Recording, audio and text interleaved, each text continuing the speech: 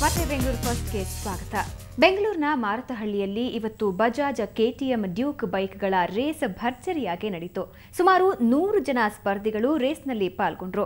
European company KTM ಈ bike race ಆಯೋಜಿಸಿತ್ತು. ಜನನಿಬಿಡ ರಸ್ತೆಗಳಲ್ಲಿ ಬೈಕ್ಗಳ ಮೂಲಕ ವಿವಿಧ ಸಾಹಸ ಪ್ರದರ್ಶನ ಮಾಡೋ ಬೈಕ್ಗಳಿಗಾಗಿಯೇ ಈ ರೇಸ್ ನಡೆದಿದ್ದು ವಿಶೇಷವಾಗಿತ್ತು. ಅಲ್ಲದೆ ನುರಿತ ಬೈಕ್ ಸಾಹಸಿಗಳಿಂದ ಸ್ಪರ್ಧಿಗಳಿಗೆ ವಿವಿಧ ಸ್ಟಂಟ್ಗಳನ್ನು ಇದೇ ವೇಳೆ ಹೇಳಿಕೊಡಲಾಯಿತು.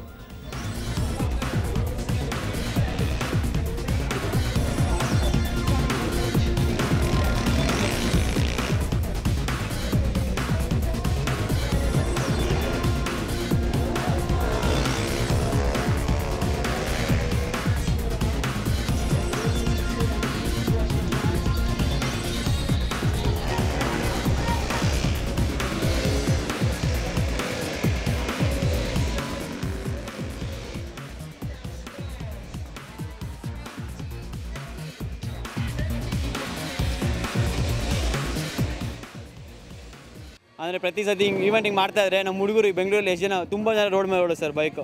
ಆದಮೇಲೆ ತುಂಬ ಭಯಂಕರವಾಗಿ ಓಡಿಸ್ತಾರೆ. ಪ್ರಾಬ್ಲಮ್ ಏನಂದರೆ ಇದು ರೋಡ್ ಬೇರೆ ಟ್ರ್ಯಾಕ್ ಬೇರೆ, ಅದನ್ನ ಅರ್ಥ ಮಾಡ್ಕೊಬೇಕು. ರೋಡ್ ಮೇಲೆ ನಾವು ರೇಸ್ ಮಾಡೋಕ್ಕೆ ಹೋದರೆ ಎಲ್ಲರಿಗೂ ಅಪಾಯ. ಅದು ಬದಲು ಈ ಥರ ಗಾಡಿಗಳು ತೊಗೊಂಡು ಈ ಥರ ಬಂದರೆ ಅವರು ಸೇಫಾಗಿರ್ತಾರೆ, ನಾವು ಸೇಫಾಗಿರ್ತೀವಿ, ನೋಡೋರಿಗೂ ಇಷ್ಟ ಆಗುತ್ತೆ. I'm actually an adventurous kind of a person, so I really like the whole event. I've come here to cheer my both the brothers. It's Junaid and Muzammil, and one of my brothers won the qualifying round, so he's probably going to hit the field now again. And I'm really having fun here. So all you guys there, you missed it. Bharat Pakistan ನಡುವೆ ನಡೆಯಲಿರುವ Airtel cup ಇವತ್ತು ಅನಾವರಣಗೊಳಿಸಲಾಯಿತು. ಉಭಯ ತಂಡಗಳ ನಾಯಕರಾದ ನಾಯಕ MS Dhoni ಹಾಗೂ ಪಾಕ್ ನಾಯಕ ಮೊಹಮ್ಮದ್ ಹಫೀಜ್ ಖಾಸಗಿ ಹೋಟೆಲ್ನಲ್ಲಿ ಕಪ್ ಅನಾವರಣಗೊಳಿಸಿದರು. 2 ಟಿ20 ಹಾಗೂ 3 ಏಕದಿನ ಪಂದ್ಯಗಳನ್ನು ಉಭಯ ತಂಡಗಳು ಆಡಲಿವೆ. ಇದೇ ವೇಳೆ ಟೀಂ ಇಂಡಿಯಾ ಆಟಗಾರರು ಬೆಂಗಳೂರಿಗೆ ಇವತ್ತು ಆಗಮಿಸಿದರು. ನಿನ್ನೆ ಬೆಂಗಳೂರಿಗೆ ಆಗಮಿಸಿದ ಪಾಕ್ ಆಟಗಾರರು ಇವತ್ತು ನ್ಯಾಷನಲ್ ಕ್ರಿಕೆಟ್ ಅಕಾಡೆಮಿಯಲ್ಲಿ ಅಭ್ಯಾಸ ನಡೆಸಿದರು.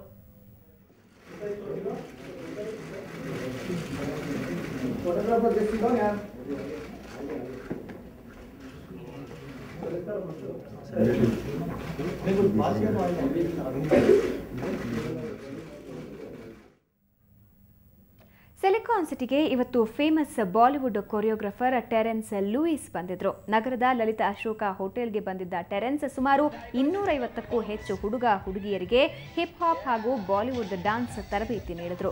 ಇದರಲ್ಲಿ ಉತ್ತಮ ಪ್ರದರ್ಶನ ನೀಡಿದ 4ವರಿಗೆ ಮುಂಬೈನಲ್ಲಿ ಟೆರೆನ್ಸ್ ಅವರ ಡಾನ್ಸ್ ಸ್ಕೂಲ್ನಲ್ಲಿ ಉಚಿತ ತರಬೇತಿ ಪಡೆಯೋ ಅವಕಾಶ ಸಿಕ್ತು. ಇನ್ನು ಬಾಲಿವುಡ್ನ ಫೇಮಸ್ ಡಿಸ್ಕೋ ದಿವಾನೆ ಹಾಡಿಗೆ ಎಲ್ಲರೂ ಸಖತ್ ಸ್ಟೆಪ್ಸ್ ಹಾಕಿದ್ರು. Open 5, make sure knees are out. 5, 4, 3, 2, and stay.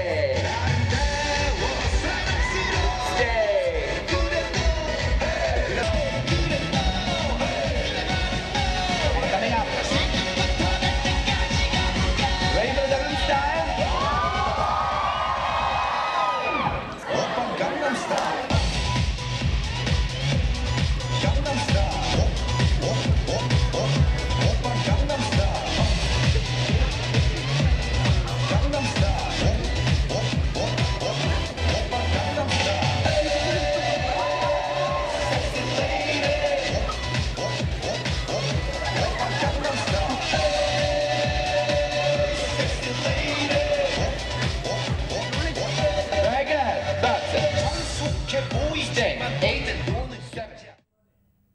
First of all, this is a master class, so the idea is to kind of introduce them to dance.